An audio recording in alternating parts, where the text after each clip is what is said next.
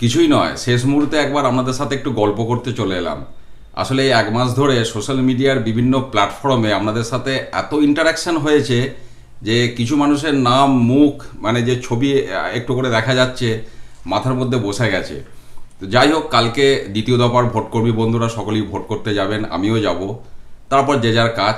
তো 1 মাস একটা পরিবারের মতো সকলের সঙ্গে একটা আলাদা সম্পর্ক তৈরি হয়ে গিয়েছিল এবং সেটা থাকবে। তো যাই হোক, তবুও কিছু বিষয় আমি অবশ্যই বলবো এই ভিডিওতে, বিশেষ করে আগামীকাল যারা যাচ্ছেন ভোট করতে দ্বিতীয় দফার আমাদের বন্ধুরা। ভিভিপ্যাটে কিছু এরর শো করছে, একটু বলে রাখি, যেগুলো আপনারা বুথই সমস্যা হলে সমাধান করতে পারবেন। অযথা কাউকে ফোন করা বা ডাকাডাকি করার প্রয়োজন নেই। যেমন যদি দেখেন কন্ট্রোল ইউনিটের ডিসপ্লেতে ভিভিপ্যাট 1-2-7 এরর শো করছে। এটা অনেকেরই হয়েছে, প্রথম দফায় অনেকেই আমাকে রিমার্কসে লিখেছিলেন 2-7 এরর। এটা যদি ডিসপ্লেতে হয় ওটাকে বলা হয় পেপার ফল এরর, তার মানে ওই কাগজটা ভিভিপ্যাটে আটকে গেছে। এবার মকপোল করার আগে যদি এরকম ঘটনা ঘটে, আপনারা ড্রপ বক্সটা খুলে একবার হাত ঢুকিয়ে একটু দেখে নিতে পারেন কোনো পেপার ওখানে ঝুলছে কিনা, তাহলে ওই এররটা ঠিক হয়ে যাবে। আর যদি ভোট চলাকালীন হয় তখন তো আপনি ওটা কাটতে পারবেন না অ্যাড্রেস ট্যাগ, সেক্ষেত্রে আপনাকে ভিভিপ্যাট রিপ্লেস করতে হবে, সেক্টর অফিসারকে ফোন করতে হবে। আর একটা এরর হচ্ছে ভিভিপ্যাট নট রেসপন্ডিং। এটা যদি হয় এর দুটো কারণ হতে পারে। এক, ভিভিপ্যাট থেকে যে কেবলটা কন্ট্রোল ইউনিটে আটকেছে সেটা লুজ হয়ে যেতে পারে, সেক্ষেত্রে একবার মেশিনের সুইচটা অফ করে একটু তারটাকে একবার খুলে ভালো করে লাগাবেন, এটা একটা হতে পারে। অথবা আপনি ভিভিপ্যাটের যে পেপার রোল নব বা যেটাকে আমরা ভিভিপ্যাটের সুইচ বলছি, সেটা হয়তো আপনি ওয়ার্কিং মোডে করেননি, মানে ভার্টিক্যাল মোডে করেননি, তখন ভিভিপ্যাট নট রেসপন্ডিং এটা করতে পারে। তখন ওটা দেখে নেবেন নবটা হরাইজেন্টাল আছে না ভার্টিক্যাল আছে। কাজ করার সময় ওটা অবশ্যই ভার্টিক্যাল মোডে থাকতে হবে। আর একটা হচ্ছে ভিভিপ্যাট 1-2-9 এরর, এটাকে বলা হয় কন্ট্রাস্ট এরর। অ্যাকচুয়ালি ভিভিপ্যাটটা অত্যন্ত সেন্সিটিভ একটা জিনিস, সে একদম সদ্যজাত শিশুর মতো, মানে খুব যত্ন করে রাখতে হয় ব্যাপারটা এরকম। ভিভিপ্যাটের ওপরে যদি উজ্জ্বল আলো পড়ে, মানে ধরুন কেউ যদি 200 ওয়াটের বাল্ব লাগিয়ে দেন, তাহলে ভিভিপ্যাটের মাথাটা কিন্তু গোলমাল হয়ে যাবে। তখন ওইরকম এরর শো করবে 2-9 এরর। তখন বুঝে যাবেন যে আলোর তীব্রতা বেশি হয়েছে, এমনি গরমকাল তো তখন আলোটাকে একটু সরিয়ে দেওয়া বা ভিভিপ্যাটের পজিশনটাকে একটু এদিক ওদিক করে দেওয়া, অবশ্যই এজেন্টদেরকে সাথে নিয়ে ভোট কক্ষে গিয়ে, তখন দেখবেন ওই এররটা আপনার সমাধান হয়ে যাবে।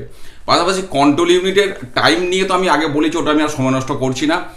আর কন্ট্রোল ইউনিটের বিষয় নিয়ে প্রথম দফার বন্ধুরা যে রিপোর্ট দিয়েছিলেন, কিছু কিছু ক্ষেত্রে এমন ঘটনা ঘটছে সিআরসি করা থাকছে না মকপোলের আগে, 2-4টে ভোট থাকছে, অতএব সিআরসিটা আপনারা করবেন, এটা তো কোনো সমস্যা নয়। কিন্তু সমস্যা যেটা, ভিভিপ্যাটের ড্রপ বক্সে কিছু স্লিপ থেকে যাচ্ছে, ওই একদম রাজনৈতিক দলের ভোট দেওয়া, মানে আপনারা মেশিনগুলো পাওয়ার আগে ওগুলো কমিশনিং হয়, এজেন্টদেরকে নিয়ে টেস্টিং হয়, তারপরে দেখবেন ওই যে অ্যাড্রেস ট্যাগগুলো কন্ট্রোল ইউনিটে লাগানো থাকে 2-3টে আগে থেকেই দেখবেন, সেখানে এজেন্টদের সই করে ওগুলো করা হয়।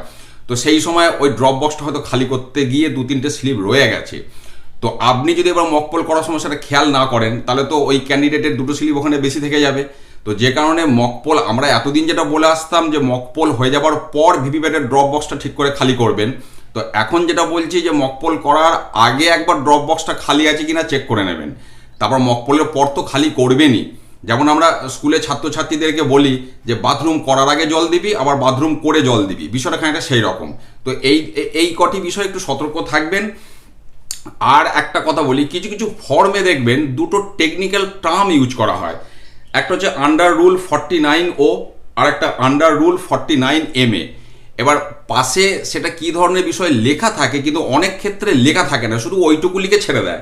আন্ডার রুল 49O এটার মানে হচ্ছে রিফিউজ টু ভোট, অর্থাৎ কোনো ফর্মে যদি থাকে যে এরকম ভোটারের সংখ্যা কত যারা আন্ডার রুল 49O এক্সারসাইজ করেছে বা প্রয়োগ করেছে, তার মানে বুঝে নেবেন যে রিফিউজ টু ভোটের সংখ্যাটা জানতে চাইছে।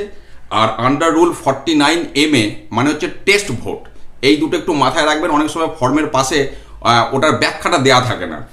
আর আমার বিশেষ কিছু বলার নেই, যেটা সকলকেই আমি বলি যে মানে মকপোল হওয়ার পর সিআরসি করবেন এবং ভিভিপ্যাটের ড্রপ বক্স থেকে সমস্ত মকপোল স্লিপ বের করবেন, এটার ভুল করবেন না।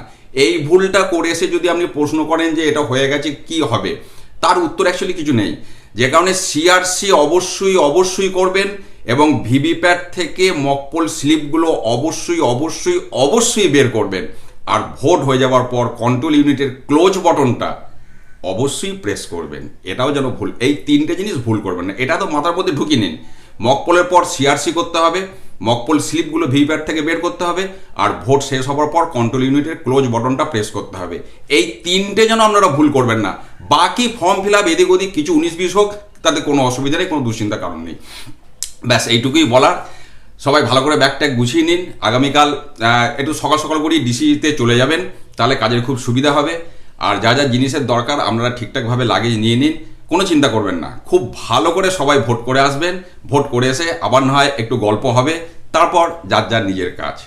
সবাই খুব ভালো করে ভোট করুন। আপনাদের জন্য অসংখ্য শুভেচ্ছা, শ্রদ্ধা ও ভালোবাসা রইল। ধন্যবাদ।